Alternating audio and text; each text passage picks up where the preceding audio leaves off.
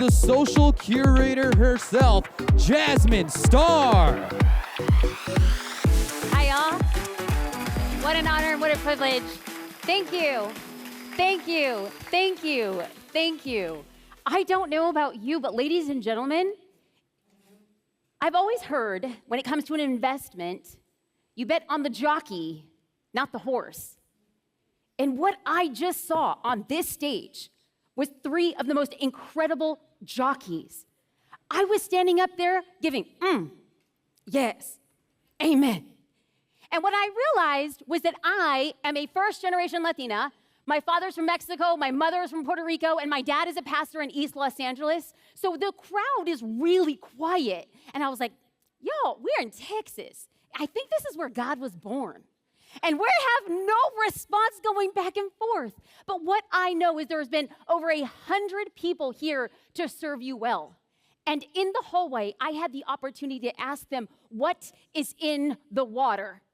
This team has blown my mind. So this presentation is just in honor of what they have put together. And first and foremost, yes. Oh, we have one person who went to church. We got the slow clap.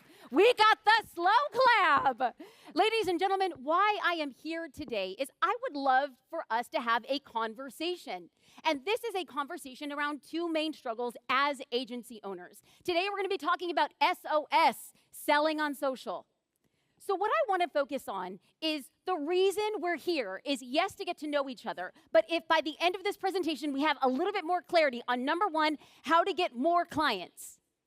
But that's just not enough, because y'all are the ballers, the shot callers. You guys are doing the dang thing. There was once a point in your life and time where you dreamt of being in this room. Dare I say it 4 years ago, 5 years ago, that you said, if I could just get there then. And we're here now. Dr. Benjamin Hardy talks about the gap and the gain. And if we are to stand where we are today, and we are to look back from how far we've come, we can honestly, on a really good day, say, you want to know what? I'm doing okay. I'm doing okay. If I can go back to the 18-year-old me, I'd probably blow my own dang mind. That's right. But what happens is when we go back home, we said that was the gain from who I was. But the gap between who I am and where I want to be is a massive chasm. Because I come to these events, and I'm not just around agency owners, I'm around the best of the best. And suddenly, your best just doesn't feel good enough. So what if now, in this conversation, all we did was say, we're going to live in the gain? And I believe I'm getting a little bit of feedback from my earring. So what I'm going to do, I'm going to put down my Latino roots. You know, a Latina does not go out with earrings. They made me take one off, and I was like, I'll show up like Mr. T. Not right now. Not right now. If we're here and we're going to be talking about getting clients, we want more of the right clients. What we want are not fans, people who love what we do. We want evangelists, people who will tell other people about your business. So why should you listen to me? Truth be told, I ain't even an agency owner.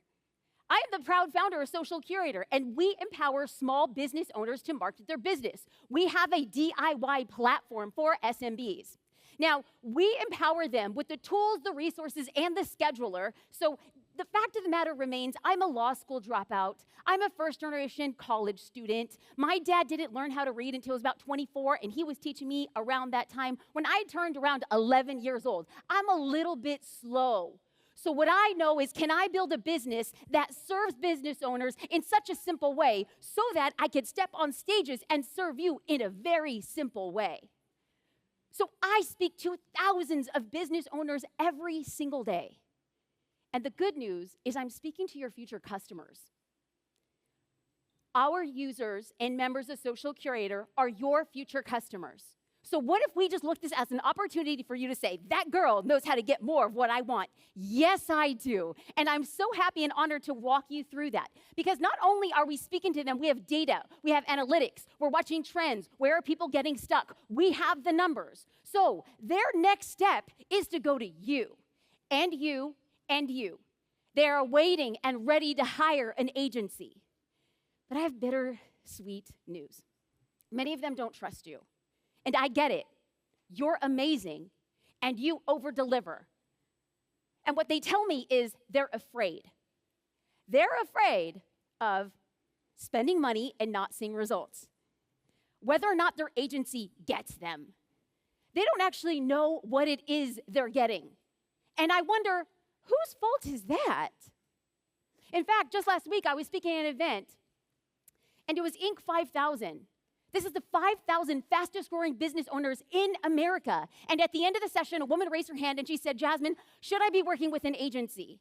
And I said, here's the issue. I'm agnostic about working with an agency. But let me tell you, I hear so many more complaints about agencies than I hear about anything else. And here's the big gap between that, is agencies have a hard time marketing your business if you don't give them jack squat. They don't have the vision. You don't have the vision of their company. You don't know what their brand is about. They won't give you any sort of collateral, and they'll complain without actually telling you what it is they really wanted. Am I speaking to a dead audience? No, everyone's like, no, we have a client brief, we have everything. They give us everything we need all the time. You know, every day is Thanksgiving, and every day is Sunday. Well, what I've seen and what I see is how agencies currently get clients. Man, oh man, agencies have sick websites. Your conversion copy is chef's kiss. There are stunning videos and photos, dazzling, jaw-dropping messaging. Your ad strategy and your funnels, ooh, I have seen the curves on those babies. So why is it not working? What is it about how beautiful your agency is set up that is stopping them? Well, how do we build trust? If you are to get a pipeline of leads from social media into your agency, what must we do? I can't even talk about SOS selling on social until we establish one thing, until you establish trust, because trust is the currency on the web today. There was a time when getting attention was the currency. There was a time when going viral was the currency. But now, ooh, people's noses got real good. They are connoisseurs of fake. And I have to tell you, ladies and gentlemen, with the utmost humility, I look at this room and the cobbler's kids don't have shoes. And in case you weren't homeschooled like I was until I was 14 years old, and you're like, what is a cobbler? Are we talking about peach? No, the people who make the shoes, their kids don't have shoes. You want to know why? I went to this hashtag, and I couldn't find anything. Nobody is talking about this event as agency owners. That's like LeBron James going to, shout out the Lakers. I don't care that I'm in Dallas. We ride or die, gold and purple, baby. That's like LeBron going to the NBA championships and not saying he's there. You guys are the winners. And in fact, of the content I have seen, agency owners like, I'm at this event and I'm on this wall. Great job, team. Social media was the intention of being social. You representing your agency isn't about what your agency does. It is about what your agency does for people. I want you very quickly to go outside in the stunning Dallas skyline. Go outside, there's a clock. I think it might be a famous building. I have no idea. Just take a 3-second video right outside of the clock and talk about the 3 things you learned today. Not for you. But I happen to be at one of the largest, most successful agency summits, and here are 3 things that I learned that we're going to be deploying for our clients. And guess what? You're going to be teaching people everything you know for free.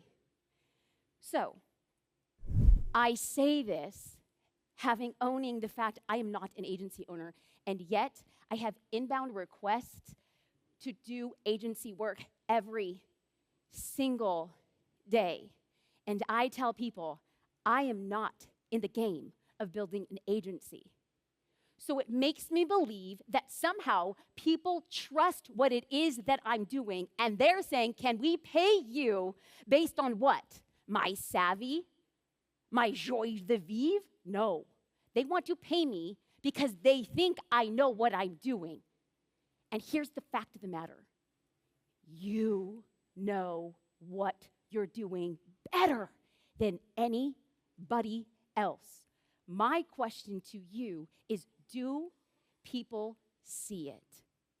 So I understand that you are wearing 1,000 different hats. And I come on here and I'm like, guess what, guys? I know the building's burning on most days and you feel like you're a firewoman or a fireman putting out fires and that's become your day job, that you're just dealing with this client and putting this thing out. And you're like, I have no white space to actually cast a vision for what the marketing should be. Okay, what if I just said, let's work smarter, not harder? What if we had an anchor piece of content, one piece of content that you're gonna say, hey team, we're gonna keep this simple. We are going to create a long-form piece of content, a long-form video, or a podcast, or a long-form blog post. That's it.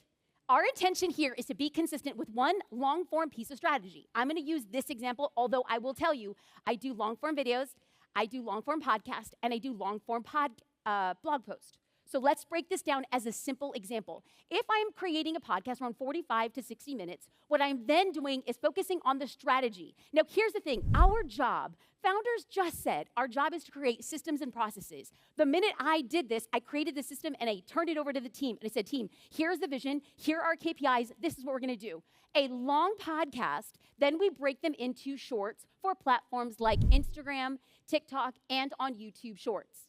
Then what we'll do is we'll go and also put them out on platforms like Facebook, somewhere around like the 5 to 8 minute mark where people have a slower scroll, Facebook and LinkedIn. We also are posting the videos from the podcast out on YouTube. Now, here's the crazy thing, is that when you create content, you're giving people something to talk about. And the biggest issue of why we don't get attention is because we're not putting out enough things for people to have an opinion about. So my question to you is, can we give them something good? Because what happens is, I don't know about you, but I have been at these events, I've spoken at these events, and here, we got the music pumping, we have pyro, we have a great cocktail hour, and everybody's feeling themselves. Everybody looks at that wall and says, I did something great, yeah. And then, you have speakers who will share a tactic. This is what you need to do. Great. So you go back to the team, and they're like, oh, awesome. Jonathan got back from a conference. We have 28 new things to do, and how many of them are actually going to get off ground? It's the how. What happens in the how? If you would give me 10 minutes to talk about the world's most ghetto, fabulous how of all time. But before I do that, let me just tell you, I've had the honor and privilege to speak to agency owners, to SMBs, to mid-size, to large-scale companies, and I will tell you, based on data and science and conversations, that in order for us to build that, to cover the gap, 90% of people won't even start. That if you look to the person to the left of you and to the right of you, even though you know this is one thing you should be doing, you won't start. And it's not because you're not good, smart, hungry, resilient. It's self-doubt. But here's the thing about self-doubt. It is a sneaky, sneaky thing that wears many costumes. There's 3 types of self-doubt, and I spoke with Sade Sarai about this whole thing, and she broke it down as she studied high-functioning entrepreneurs and athletes. The best of the best. Let me tell you, nobody outside of the Statler thinks that you struggle with self-doubt. You might not even think you struggle with self-doubt, but we're going to break this down. There's 3 types of self-doubt. There's the overthinker. So you're the kind of person who's going to type furious notes, sending 87 Slack messages just in the morning session. You're going to go back with a notebook full of ideas, and then you're going to go back on the flight home, and you're going to say, okay, well, if we did this, then we did this, then we did this, then they said, oh, that's not going to work. And if we did this, we did this, we did this. And so you overthink everything, and then you're like, so glad I talked myself out of that idea. Second type of sneaky self-doubt that doesn't rear its head like self-doubt, treading water. This is the person who has a very hard time completing projects. Oh, we love our ideas. This is the Jonathan, right? Guys, got out some air guns. When anyone want to see my lanyard, I churned in some of my chips for some swag. And they know in 3 to 4 months, nothing will come of it. That's self-doubt. The third type of sneaky self-doubt is destination obsessed. These are my move the goal line. This is the person who said, you know what, team, we're going to do 6 million this year, and it's the end of October, and you guys are doing it 7.1. You're like, you know what, team? It was not a 6. That was upside down. We're doing 9. We got 2 months to do it. Who's getting on the phone? That there is never enough, or enough is never enough. that's self-doubt. You think you're going to have a hard time duplicating your level of success. So if you are an overthinker, let me just predict the future and say, when you get on the plane, when you go home, when you're talking with your team, can you make a list of mental clarity? Go ahead, write it all down. Write down your strategy. And then ask yourself, what do I have control over? I'm sorry that people aren't engaging. I'm sorry you're too young, too old, too black, too white, too flat, too skinny, too dumb, too smart. I'm sorry. But you want to know what? Somebody else with less is doing more. So if we can control what we can control, then we do it and we show up. Because how dare we expect or ask things from our clients when we are not doing it ourselves? Ooh, I know. So here's the thing. This is probably my last session here. Thank you very much, because the crew upstairs is like, cut it off. No, man. You're the 1%ers. How do you get better? You get out of your own way, and you do. If you're the type of person who has a hard time keeping projects going because you love the excitement, you love the dream, science shows that dopamine, the act of talking about a marathon, releases almost the same amount of dopamine as running the marathon. Talking about the pizza you want to eat at lunch releases almost the same amount of dopamine as eating the pizza at lunch. So if you have a problem saying, I'm going to start this because it feels good, then you got the dopamine hit and you're like, oh, womp, womp, the real work starts. Yes, discipline. Friends, we focus on the process, not just the progress. What we need to do is do and stay doing regardless of the outcome. Lastly, for the people who move the goal line, how do we say, team? We wanted to do 6, we did 7.1. Congratulations, we blew our own dang mind. We're gonna dream bigger. But for those of you who came along and bought into this journey, for the employees here who got shout outs from being the OGs, the day oneers, thank you. That makes this enough. That yes, of course everybody here wants world domination, and we want to be a part of an organization that wants world domination. But world domination has never been what it is. It's who do you take with you? Who do you look at on your team and say, when the chips are down, it was you? Thank you. Let's go. We have to move past these things, because once you make the decision to not let self-doubt get in the way, now it's time to get those sales. But this is a do not pass go. This is a do not collect $200. Because if we do not address, own, and overcome our self-doubt, nothing on the outside will work. Why? Because people on the internet know it, see it, and smell it. So, a brand is what somebody says about you when you're not in the room. Your brand started Sunday night for some of you, Monday morning for some of you. The people who walk around, and as you're talking to them, oh yeah, great. Yeah, uh-huh. Oh, excuse me. What did your brand say about you? What happens to the person who's standing alone by the fried food station? That person is going to change your dang business if you let them. Your brand is what somebody says about you when you're not in the room. So your brand, despite what we want to say, friends, I really do want a website that makes people's jaws drop. I really do want a funnel with curves so sweet you want to brag about it. I really want conversion numbers that you'll call your mom and be like, that girl got them conversion numbers. That's what I want. That's not a brand. That's about me and how I feel. A brand is how you make somebody feel. So if we're focusing on getting sales, then what we have to do is understand that when somebody engages with our content, it's just the start. I have been in this game a long time, and I speak to business owners of all sizes. Sales are very rarely happening on the grid. Most sales are happening in the DMs, and secondly, in the stories. So if you want a lead reaching out to you via social media, the first thing is to get them to engage. And once they engage, they will likely become a hot lead. But let me tell you, the degrees that somebody must traverse to get somebody from a simple like to a hot lead is very big and wide. And specifically, as I was doing homework and just down this rabbit hole of hashtags, I'm looking at agency accounts, and people are leaving a comment, and who knows, it may or may not have been a bot, but they go unresponded to. That is like if I was on Main Street, USA, and you came into my store and said, "Hi, great day outside. Pretty fantastic. Great job." Would anybody here think that I would ever get a customer?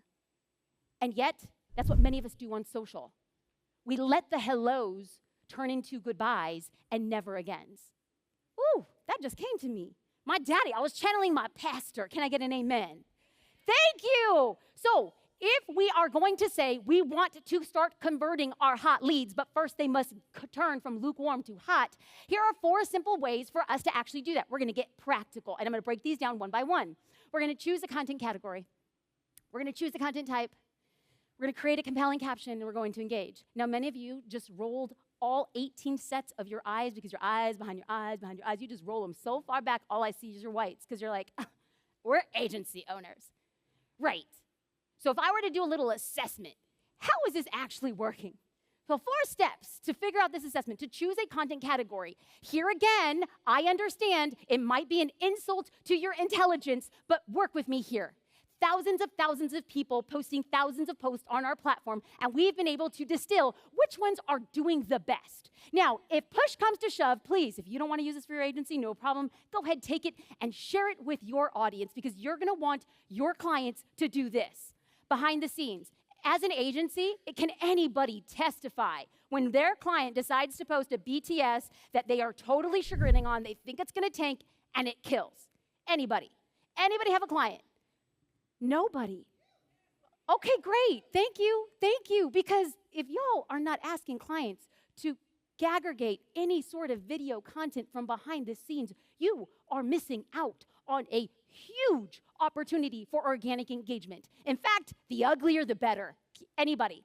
Can anybody attest to this? I'm so sorry. Okay.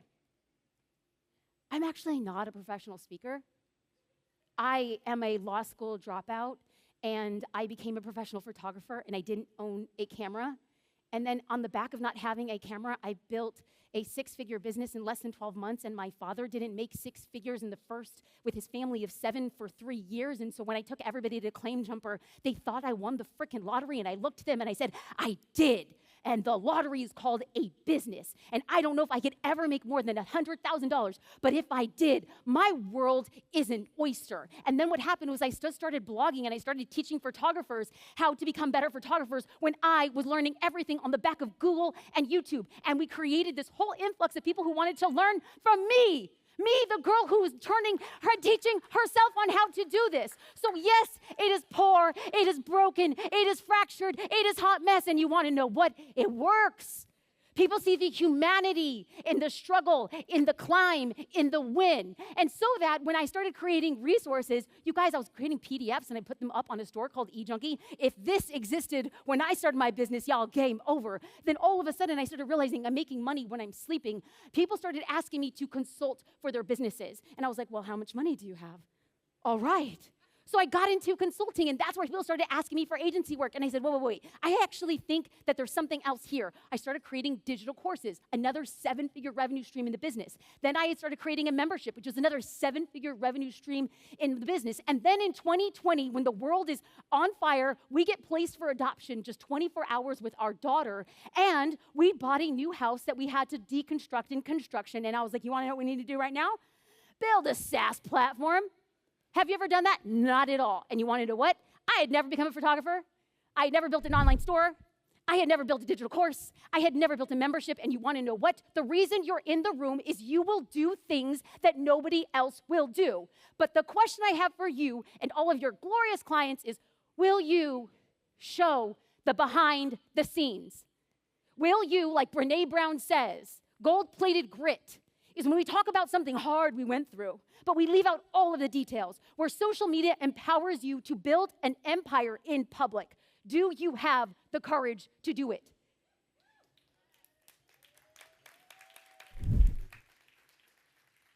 If you don't, You're gonna have a very hard time asking your clients to do that. Why did you start your business? Your clients want to know.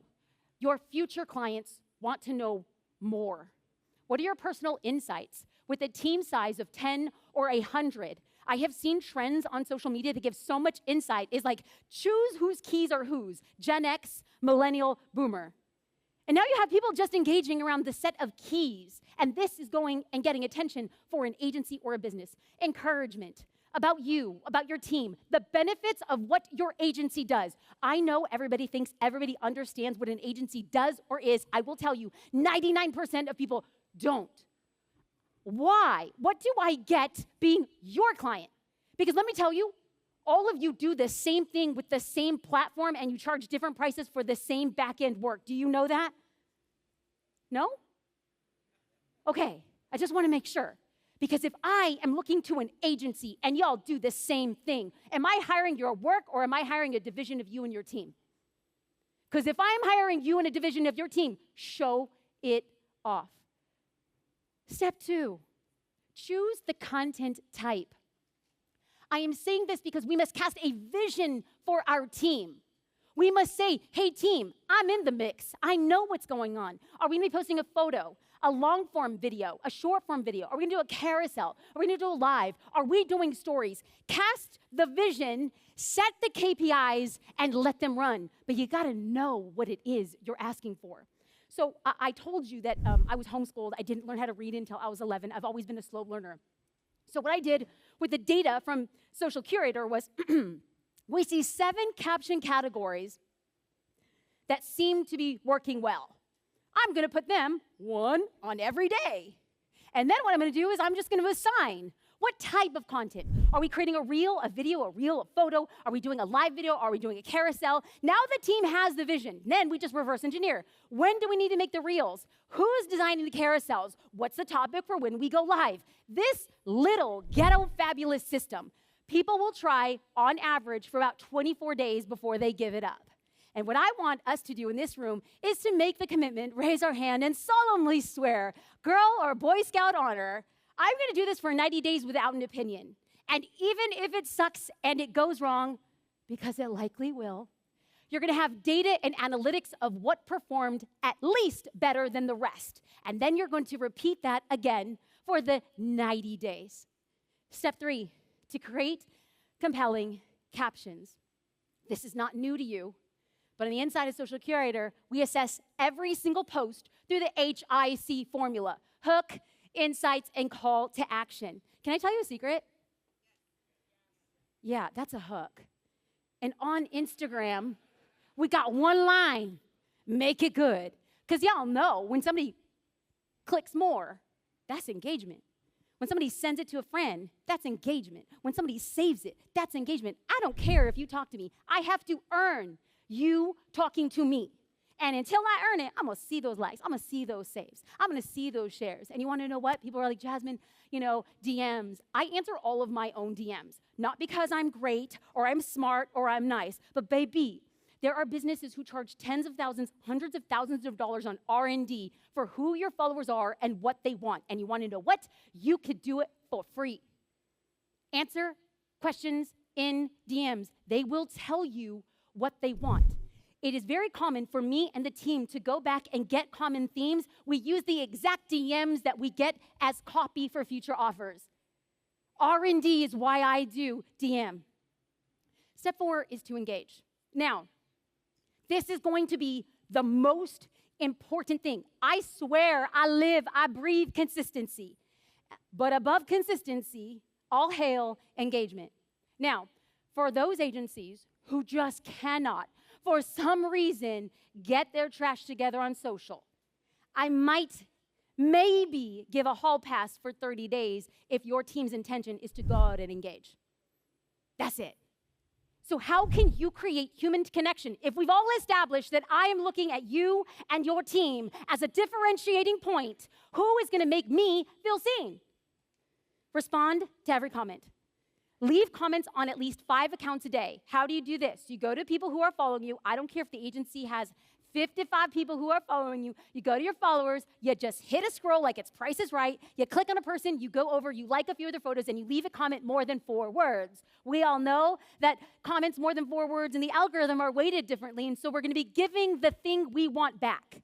We're going to resist the temptation to say cute, fun, amazing, and say, I hope you had an amazing trip, so that they say, this agency, this team, this person is coming back on my business account and engaging with me first. Yes, baby. And we're going to do that again and again and again so that when they're ready for the agency, nobody else compares. Not because you're the best, the cheapest, the richest, the finest, or the best branded, because you saw them.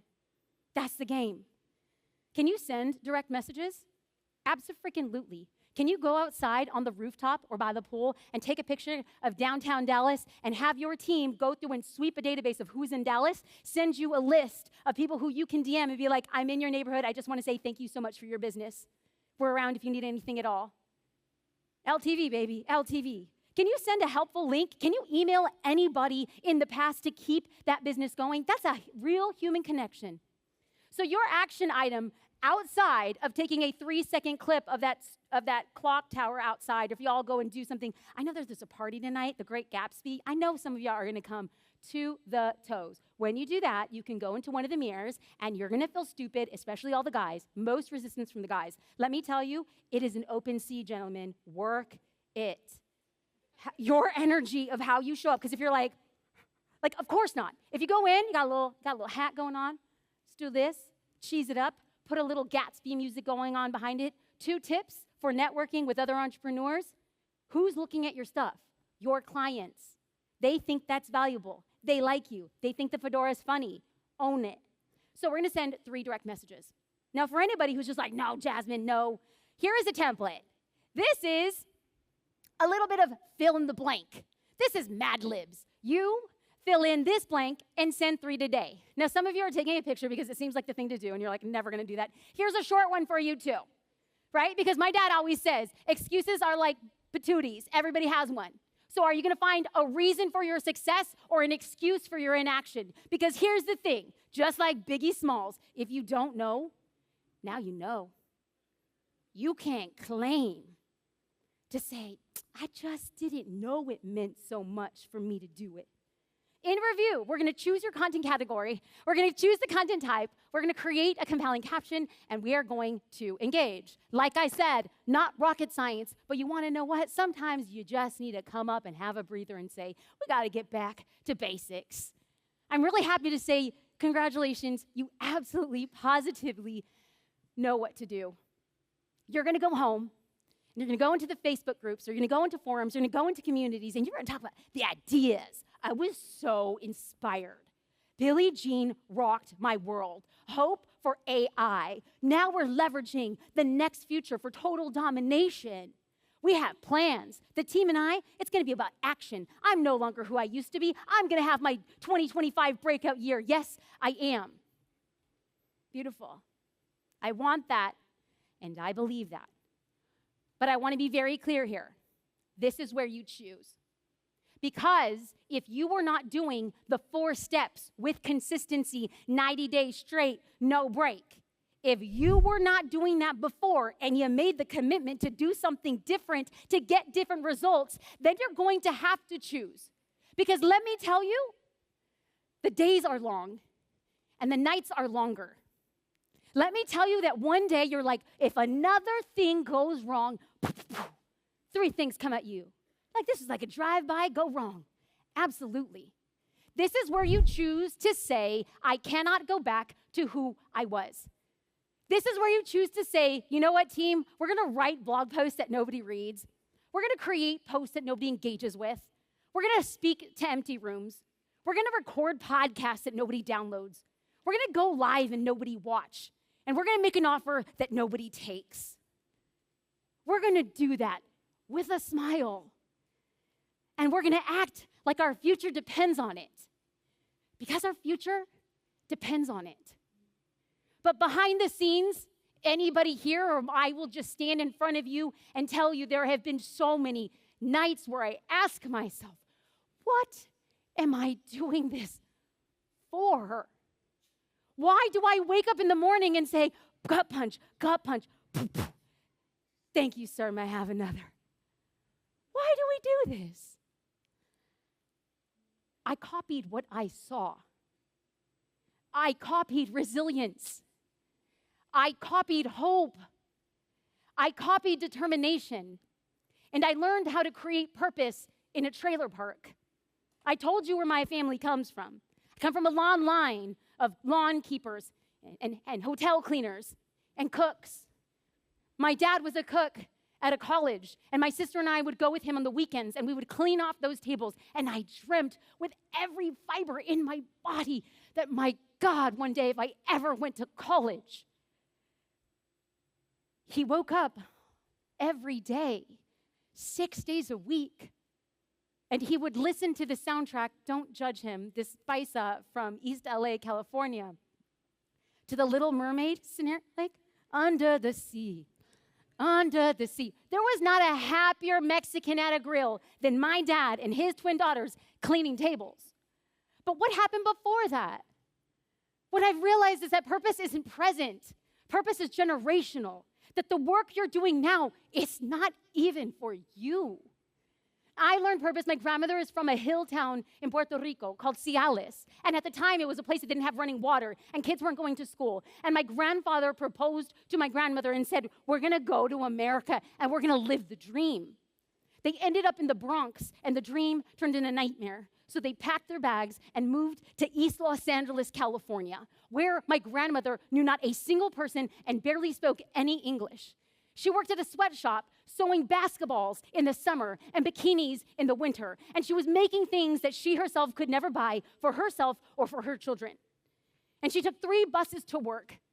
She had 3 children, one of them who had special needs. She was financially dependent on a verbally abusive husband. But despite all of that, she didn't quit. But I have to think that at some point, she asked herself, what is this all for? She had no idea that I would be standing in Dallas, Texas, speaking to people because she didn't quit. Is that purpose requires perseverance and patience and the promise not to quit. And while I deeply, deeply am humbled by the clap, I hope that that clap was for you.